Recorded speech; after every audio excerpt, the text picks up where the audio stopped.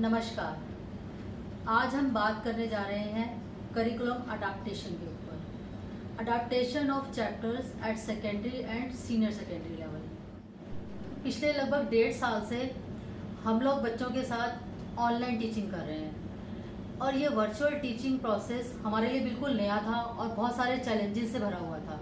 तो इस दौरान हमने बहुत कुछ नया सिखाया और अभी भी सीख रहे हैं। ऑनलाइन टीचिंग में कंटेंट का महत्व बहुत ही बढ़ जाता है, खासकर हमारे स्पेशल बच्चों के लिए। इसीलिए हमारा बहुत सा समय कंटेंट क्रिएशन में ही निकल जाता है, जो कि ठीक भी है। तो जब हम बात कर रहे हैं सेकेंडरी और सीनियर सेकेंडरी लेवल पर चैप्टर अडेप्टेशन की, तो हम देखते हैं कि चैप्टर बहुत ही वास्ट है, कोर्स कंटेंट बहुत ही ज़्यादा है। कोई भी चैप्टर 20 या 25 पेजेस से कम नहीं है। तो किस तरह से ये इन चैप्टर को सिंप्लीफाई करके और इजी टू टीच और इजी टू लर्न बनाना है, यह भी हम स्पेशल एजुकेटर के लिए एक बहुत बड़ा चैलेंज रहा है। तो इस चैलेंज को मैंने कैसे अटेम्प्ट किया, इसके लिए चैप्टर को कैसे सिंप्लीफाई और बच्चों के लिए इजी बनाया, यही सब अपना एक्सपीरियंस मैं आपके साथ शेयर करने जा रही हूँ।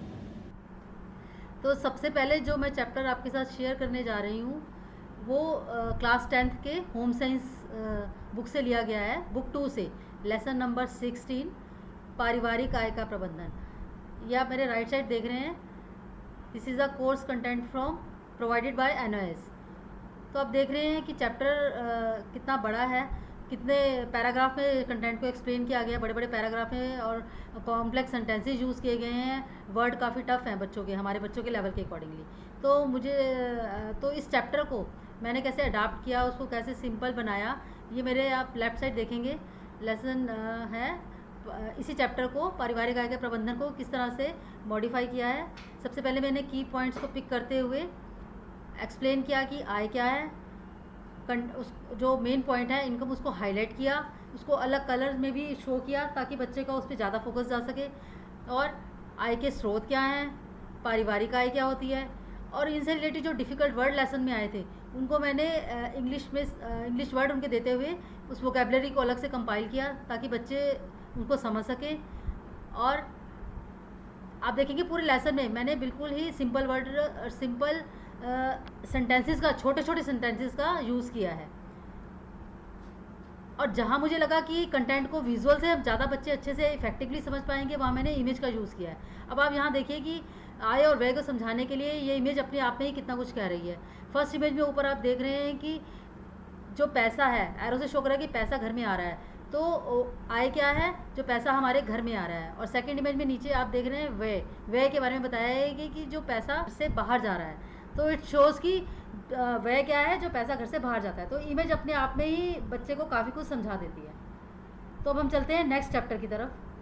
तो हमारा नेक्स्ट चैप्टर है होम साइंस से ही, लेसन नंबर 20, किशोरावस्था, रोमांच व चुनौतियाँ।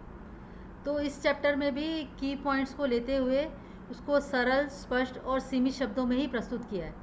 और सेकेंडली जो चैप्टर के महत्वपूर्ण बिंदु थे उनको विजुअल में एक्सप्रेस किया गया है।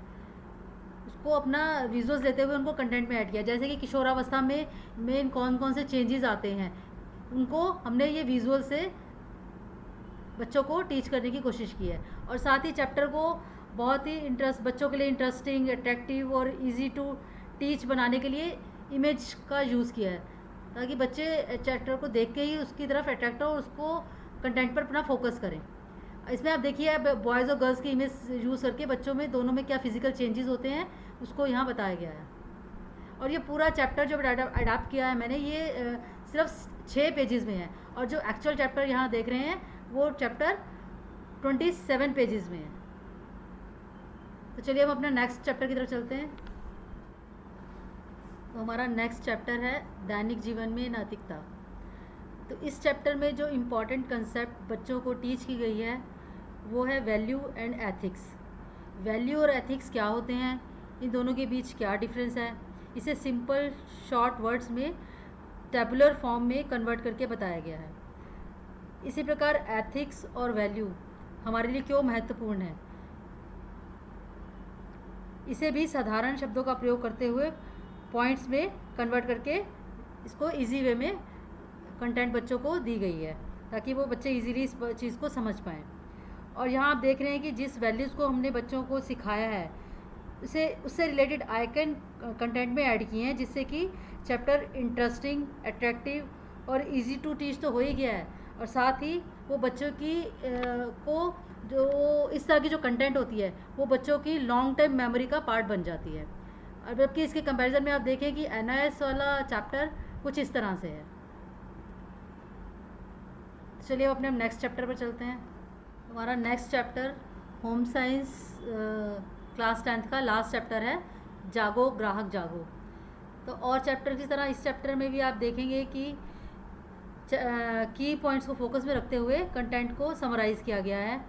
उपभोक्ता क्या होता है, उसे जागरूक होने की आवश्यकता क्यों है, उपभोक्ता के राइट्स क्या क्या हैं, और लेबल और मानक चिन्ह क्या होते हैं। तो रिलेटेड कंटेंट में स्पष्ट, सरल और साधारण शब्दों और वाक्यों का प्रयोग किया गया है। तो जो हमारे कंज्यूमर राइट और अवेयरनेस रिलेटेड विज्ञापन हम टीवी और न्यूज़पेपर में देखते रहते हैं, तो इन्हीं विज्ञापन को मैंने चैप्टर्स में ऐड कर दिया। इस तरह डेली लाइफ से एग्जांपल लेकर चैप्टर को ज़्यादा से ज़्यादा पिक्टोरियल बनाया है, और विजुअल ऐड होने से जो चैप्टर है वो बच्चों के लिए इंटरेस्टिंग और इजी तो हो ही गया है, और बच्चों के लिए इंटरेस्टिंग और इजी टू लर्न हो गया, और साथ ही साथ बच्चे को मेरे लिए इजी टू टीच भी रहा। इस तरह देखिए,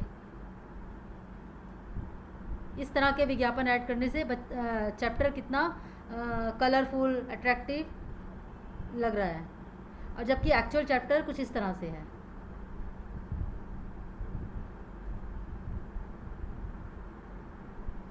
तो इसके बाद मैं आपके साथ एक वर्कशीट भी शेयर करने जा रही हूँ कि किस तरह से मैंने आंसर्स, बच्चों के लिए क्वेश्चन आंसर्स किस तरह से तैयार किए, मतलब आंसर्स पे कैसे फोकस किया। कंटेंट के बाद इसी चैप्टर से रिलेटेड वर्कशीट मैं आपके साथ शेयर करने जा रही हूँ। आप देखेंगे कि किस तरह से आंसर्स को भी सिंप्लीफाई किया गया है। कम से कम शब्दों का प्रयोग कर जो उत्तर हैं वो संक्षिप्त में लिखे गए हैं। सरल साधारण शब्दों का प्रयोग किया गया है। कॉम्प्लेक्स वाक्य यूज़ ना करते हुए सिंपल वाक्यों को आंसर में लिया गया है, और साथ ही बुलेट्स का यूज़ किया गया है। आंसर्स को पॉइंट्स में लिखा गया है, और साथ ही साथ बाइलिंगुअल बनाने की भी कोशिश की गई है, जिससे कि बच्चों को इजीली अंडरस्टैंड होकर वो इजीली इसको याद कर पाएँ। और ये लास्ट में इस क्वेश्चन में आप देखिए, विश्व उपभोक्ता दिवस कब मनाया जाता है। तो बजाय इसके कि पूरा हम सेंटेंस में लिखे विश्व उपभोक्ता दिवस 15 मार्च को मनाया जाता है, अब मैंने इसको एक आइकन यूज़ किया इसके लिए। अब बच्चा जब 15 मार्च को इस आइकन से एसोसिएट कर लेगा तो ये आंसर उसके लिए बहुत ईजी हो जाएगा लर्न करना। तो इस तरह से मैंने आंसर्स को और वर्कशीट को भी सिंप्लीफाई करने की कोशिश की। तो ये मेरे कुछ प्रयास थे जो मैंने आपके साथ शेयर किए, ताकि मेरे कुलीग इससे लाभ उठा सके, और इसके बदले में मुझे अपने को इम्प्रूव करने के लिए कुछ सुझाव मिल सके। तो suggestions are most welcome. But हमारे HI बच्चों के लिए ये तभी 100% इफेक्टिव हो पाए जबकि इन्हें साइन लैंग्वेज ये बच्चों को टीच किया गया। So I am so much thankful to Geeta ma'am कि इस कार्य में उन्होंने मुझे पूरा सपोर्ट किया और अपनी पूरी हेल्प की। तो thank you so much Geeta ma'am, and thank you everyone.